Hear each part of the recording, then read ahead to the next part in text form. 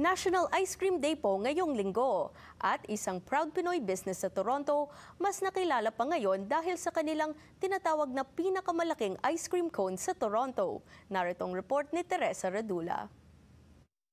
Ramdam ng mga Canadians ang matataas na temperatura ngayong tag-init. At habang kanya-kanyang diskarte ang mga nasa Canada para maibsan ang init, ipinamalas ng mga Pinoy business owners sa Toronto kung paano pwedeng makisabay ang mga negosyo sa lagay ng panahon. Ito yung biggest ice cream dito sa Toronto. So if you get to finish that within our 100-second timer, you get that ice cream for free. Danforth, yung flagship store sa Queen, itong High Park. Ngayong National Ice Cream Day, inilunsad ng ice cream shop na iHello Crunch ang kanilang tinatawag na pinakamalaking ice cream cone sa buong Toronto. Mahigit 10 beses itong pinaiikot para buuhin ang jumbo 15-inch soft serve ice cream.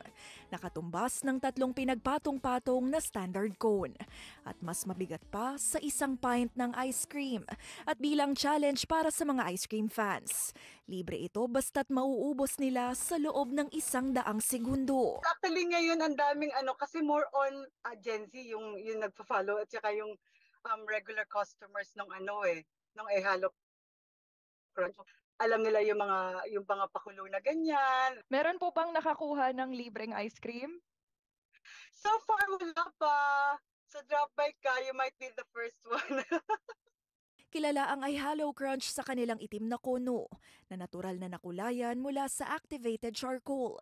Signature flavors din nila ang mga popular na Filipino flavors gaya ng ube, coconut at pandan. For non-Filipinos, of course, surprise sila na, again, because they would always ask kasi doon sa menu namin, nakalagay talaga siya na pandan, ube, and then they would ask, what's ube? So sasabihin namin, it's taro. Sabi niya, what? This is taro? Nakaka-proud na, especially when it comes to Filipinos, nasasabihin nila na, ang sarap ng ube ice cream niyo, right? Kasi we're very used to eating ube, even from back home especially. Kailan po magtatapos yung Jumbo Ice Cream Challenge? Kailan po yung deadline sa mga interesado? Actually, this weekend lang, pero we're thinking of extending it for the week.